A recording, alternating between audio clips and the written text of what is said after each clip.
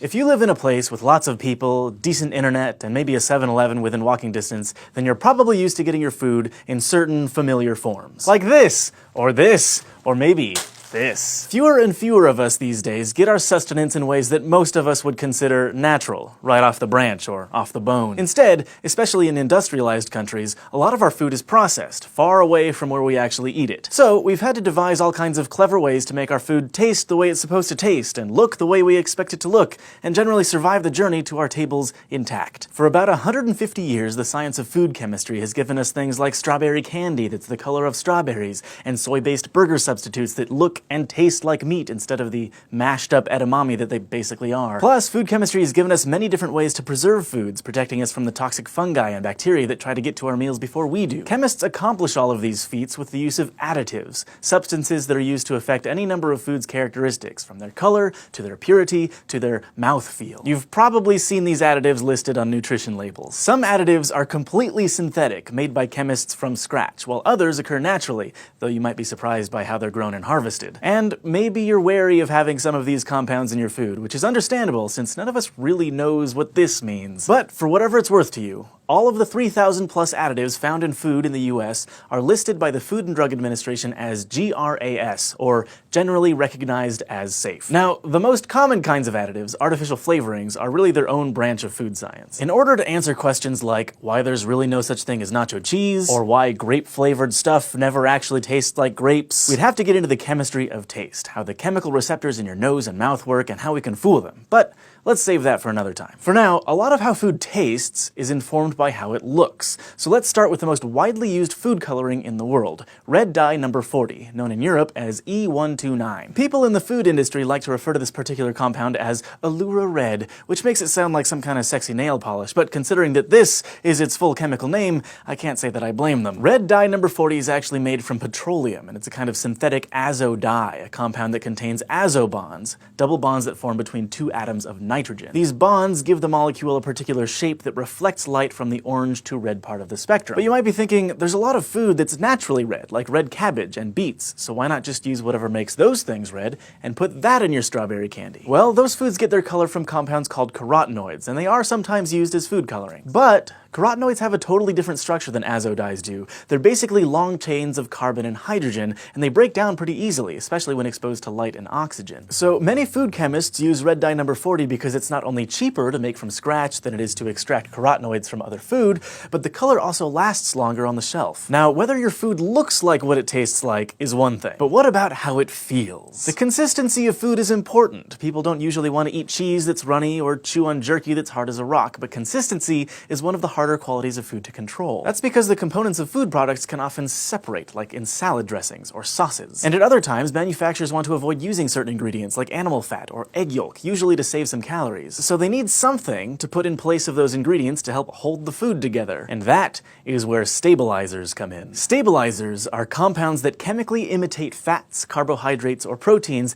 to create homogeneous mixtures of ingredients that otherwise wouldn't stay mixed. It's thanks to stabilizers that veggie burgers feel like hamburgers when you eat them, and why pasta sauces pour out of the jar as a single liquid instead of separate globs of oils, water, and vegetable puree. And two of the most common stabilizers are naturally occurring, though they're not from the sources that you might expect. Xanthan gum might sound like something you'd chew during algebra class, but it's not what the name suggests. Chewing gum, like other true gums, is derived from plants. But xanthan gum is produced by bacteria, which release it as a waste product during fermentation. Manufacturers basically farm the stuff by keeping a bunch of bacteria known as Xanthomonas campestris in an oxygen-free environment. As the germs respire, they secrete long, complex sugars called polysaccharides, which are then mixed with rubbing alcohol to get rid of the other waste. Then they're dried and ground into a fine powder. This powdered starch is great at stabilizing food because it easily adsorbs water. Molecules of xanthan gum attract molecules of water, which bind to it, creating a thick gel-like substance. And this gooey medium is perfect for enhancing what food scientists call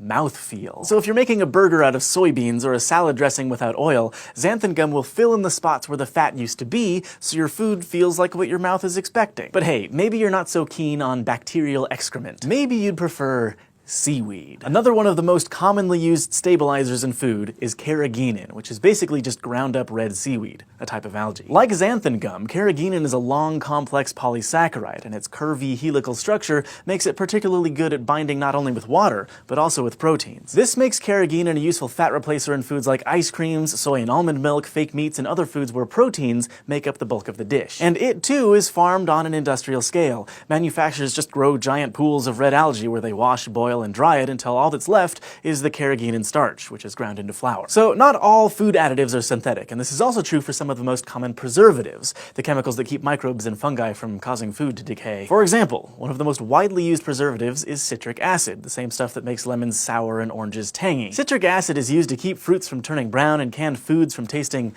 canny, for the very same reason that it has a tart taste: its acidity. In fruits and vegetables, citric acid blocks the natural enzymes found in plant tissues that cause them to spoil. The enzyme phenolase, for example, is what makes a slice of apple turn brown. Phenolase uses oxygen in the air to create a browned pigment called melanin, which serves as sort of a protective coating over the apple's damaged tissue. But citric acid lowers the pH in that tissue, which makes the enzyme unable to function. And when phenolase is prevented from making a brown mush, fruits and vegetables can stay fresh longer, even if they've been sliced or if they get damaged during shipping. Citric acid also has the extra benefit of bonding easily with free-floating ions of metal, so it and other acids are often added to canned foods. That way, any stray atoms of metal from the can will bind to the citric acid and not to the food inside, a process known as chelation. So since citric acid occurs in lemons, oranges, and anything else citrusy, making it must be easy. Just squeeze a bunch of fruit and ship it out to the old food factory. Except, not really. The fact is, there are literally not enough lemons and limes in the world to produce all of the citric acid that food manufacturers need. And extracting the acid from fruit is actually really complicated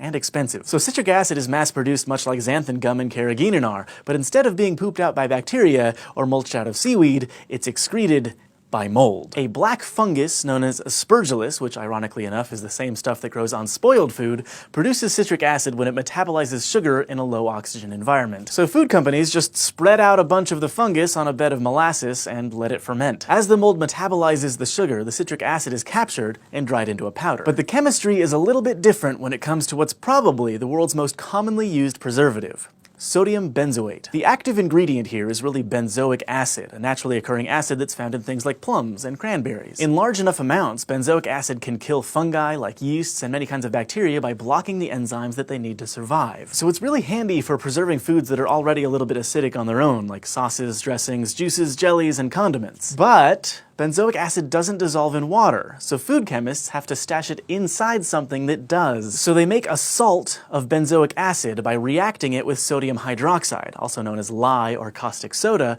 to make sodium benzoate. Now that's not something that occurs naturally, and some consumers are very wary of sodium benzoate and other compounds like it for that reason. There's no denying that additives can have their downsides. Sodium benzoate, for example, has been found to react with ascorbic acid, also known as vitamin C, to produce benzene, a hydrocarbon that's known to cause cancer. In a random sampling of 200 kinds of soft drinks sold around the US from 2005 to 2006, the Food and Drug Administration found that 9 of the soft drink brands contained levels of benzene that were above the federal safety threshold of 5 parts per billion. It's worth noting that all of these drinks have since been reformulated. But some naturally occurring compounds have been restricted too. The FDA has warned against using some baby food supplements that contain xanthan gum, for instance, because it might lead to potentially dangerous clumping in babies' intestines. As for red dye number 40, it's been used in the US for more than 40 years, but it's banned in 4 European countries because some studies suggest that there's a link between the dye and hyperactivity in children, a link that the EU and FDA haven't established in their own research. So, if you live in a world where your food looks like this, then odds are there's seaweed in your soy milk and petroleum byproducts in your candy. Thanks to food chemistry, your eyes, mouth, and stomach will never know the difference. Thanks for watching this episode of SciShow, brought to you by our patrons on Patreon. If you want to help us keep making videos like this, check out patreon.com/scishow, and don't forget to go to youtube.com/scishow and subscribe.